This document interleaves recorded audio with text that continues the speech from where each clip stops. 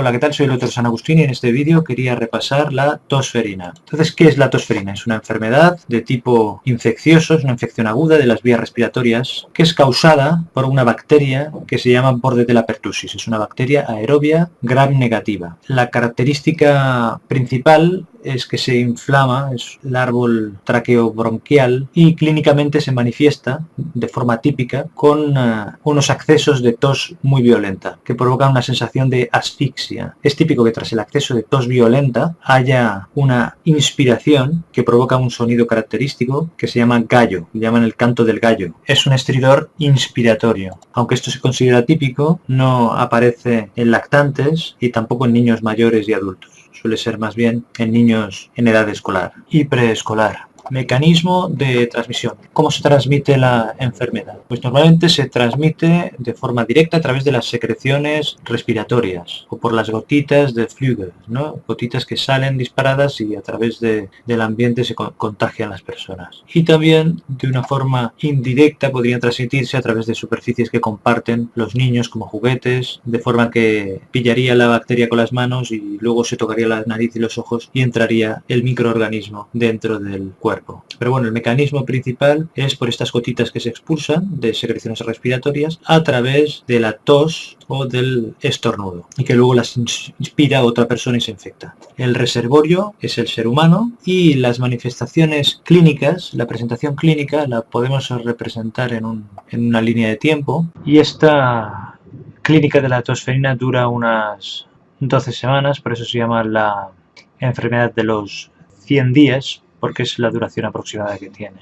Entonces vamos a ver las diferentes etapas de la clínica de la tosferina en esta línea del tiempo. Y habría una fase de incubación en la que no hay síntomas.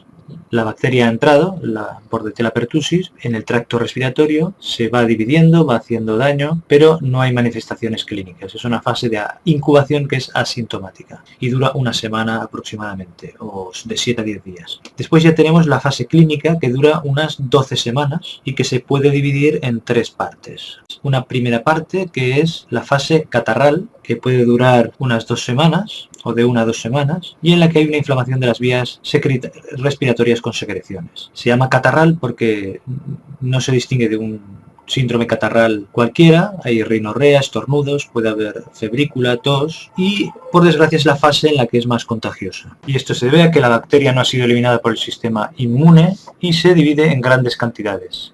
O sea que con cada episodio de tos y estornudos, la bacteria es expulsada y puede contagiar a los demás por los mecanismos que antes hemos comentado.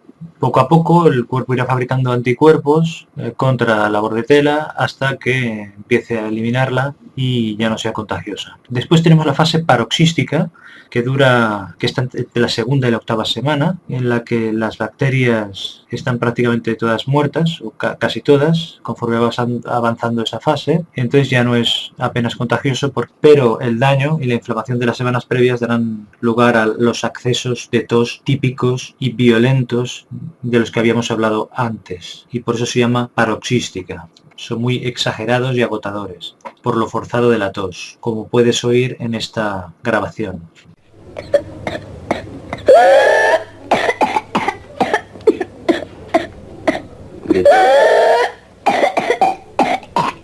Puede haber unas salvas o accesos de tos repetidos con 5 a 10 golpes de tos en una única expiración. A veces acaban con vómito tras el acceso de tos, con una expulsión de un tapón de moco y a continuación con lo que llaman un gallo audible, que es un estridor inspiratorio. El acceso de tos ha sido tan violento que ha provocado una expiración y una expulsión prácticamente total del aire de los pulmones y después como compensación hay una inspiración rápida con la glotis cerrada al final que provoca ese ruido tan agudo e intenso que hemos podido oír anteriormente.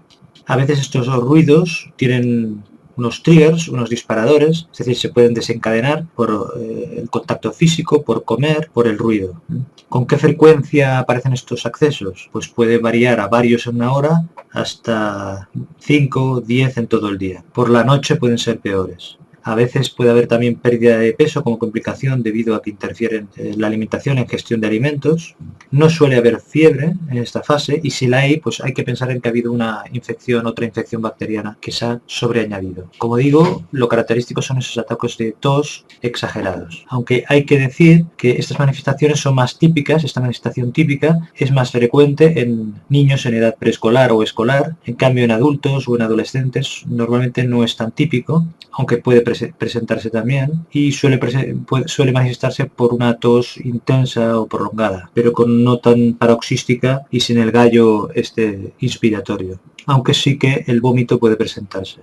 Por último tenemos la fase final de convalecencia, que está entre la 8ª y 12ª semana, en la que hay una recuperación de la enfermedad, la infección se ha ido eliminando del cuerpo y poco a poco se va recuperando de los daños de la vía respiratoria. Entonces la frecuencia y la intensidad de la tos van disminuyendo y, como decía, en total puede durar alrededor de 100 días todo el proceso, por eso en algunas culturas le llaman la enfermedad de los 100 días. Como he dicho antes, todos estos estadios a veces se pueden solapar y a veces pueden haber factores que los modifiquen y que hagan que sean de menor severidad o duración. Por ejemplo, he dicho que en adultos y adolescentes el sonido, el gallo, no se suele producir y eso suele ser porque las vías respiratorias son más amplias y más grandes y el flujo no disminuye tan drásticamente, el flujo aéreo. Entonces pueden soportar mejor esa inspiración tan brusca. En cambio, ya he dicho que en preescolares sí que suele manifestar así, y en cambio en lactantes tampoco puede que no haya el gallo también, y esto puede ser porque no tenga energía para inspirar con tanta rapidez tras el ataque de tos. Y esto puede revestir en este caso mayor gravedad porque haya un mayor agotamiento y también porque haya una mayor obstrucción de las vías respiratorias. Otro factor puede ser que la inmunización, porque el cuerpo ya esté preparado para la infección porque ya estés vacunado previamente y entonces los síntomas serán más leves, o porque hayas pasado ya la enfermedad y entonces los síntomas también serán más leves o incluso puede ser que ni se manifiesten. Entonces, ¿qué complicaciones puede haber en la tosferina? Pues son más frecuentes en lactantes y menos en niños mayores y adultos. Se han descrito hemorragias subconjuntivales, hernias, neumotórax, pérdidas de peso por la alteración de la ingesta que ya hemos comentado antes, puede complicarse con una neumonía, incluso se han descrito fracturas costales o síncopes, es decir, pérdidas de conciencia por la tos en adolescentes y adultos.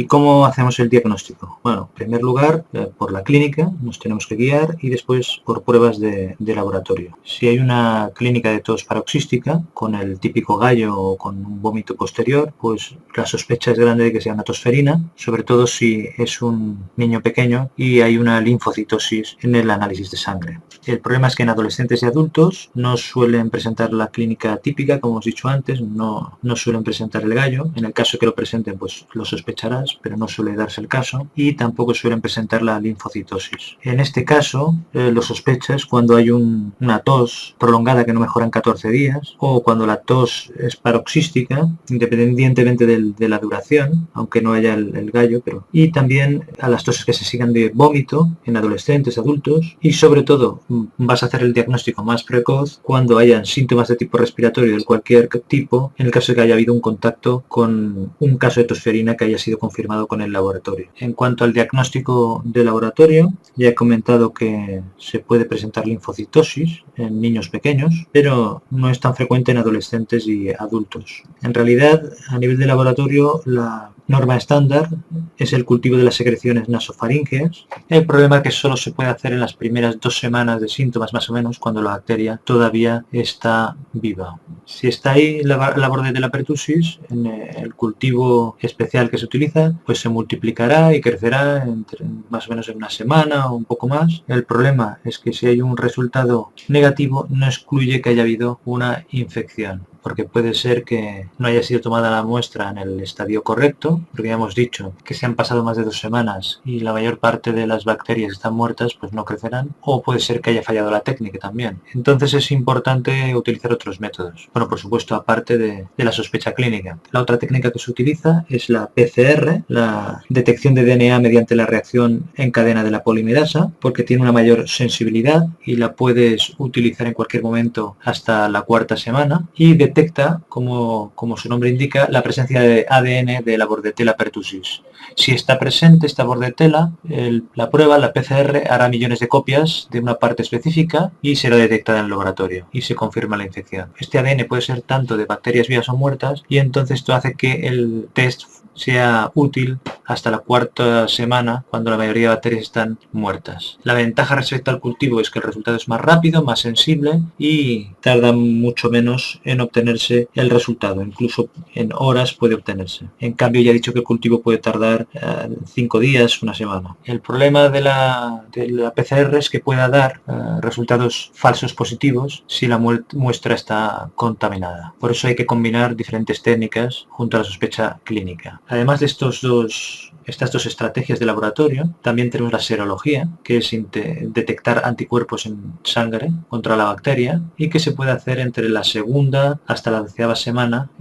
Normalmente a partir de la segunda semana el cuerpo empieza a producir anticuerpos para intentar destruir la bacteria y esto es lo que buscaremos detectar. Llegan a un nivel máximo entre la segunda y 8ª semana y que sería el momento ideal para hacer una serología, porque a partir de ahí empezará a aclararse la infección, pero se pueden detectar todavía hasta la 12ª semana. Estos anticuerpos que se detectan son inmunoglobulinas IgA e IgG contra la toxina de la tosferina, hemaglutinina filamentosa, pertactina y las fimbrias, que todas intervienen en la patogenia, pero que no he entrado aquí. El problema que tiene la serología es que si hay una vacuna reciente, los anticuerpos pueden ser elevados, nos dará un resultado positivo incluso si no hay infección. Es importante tener en cuenta esta técnica porque poco a poco es posible que sea la herramienta estandarizada que más se utilice.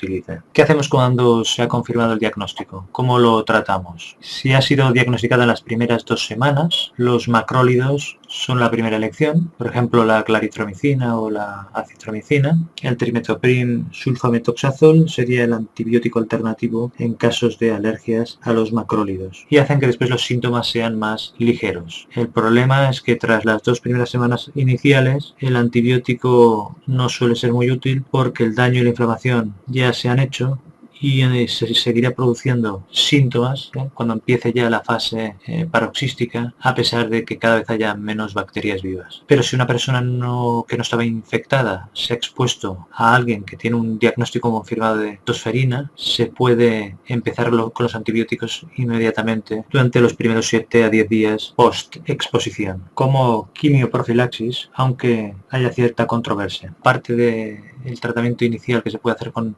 antibióticos está el tratamiento de hidratación para facilitar la expectoración con humidificadores, procurar hacer reposo y evitar situaciones en las que se desencadenen los accesos de tos, estar en sitios limpios, en los que no haya polvo. Los antitusígenos no se recomiendan porque lo que nos interesa es que se expulse la mucosidad de las vías aéreas. El reposo es importante, la adecuada nutrición y especialmente es importante el tener en cuenta que en menores de 1 año hará falta una ayuda hospitalaria, ¿no? Para una monitorización, para alimentación enteral o una hidratación endovenosa, el oxígeno si es necesario para ir controlando que no haya problema de distrés respiratorio, problemas cardíacos o que crezcan otras bacterias y haya infecciones concomitantes. Entonces habrá que hacer un control radiológico. Y por supuesto los que estén ingresados han de estar en aislamiento durante unos 5 días después del inicio del tratamiento antibiótico. En cuanto a la prevención que hay que hacer, bueno, aparte de los tratamientos y todo lo que hemos estado hablando, es muy importante la inmunización activa, que esta se hace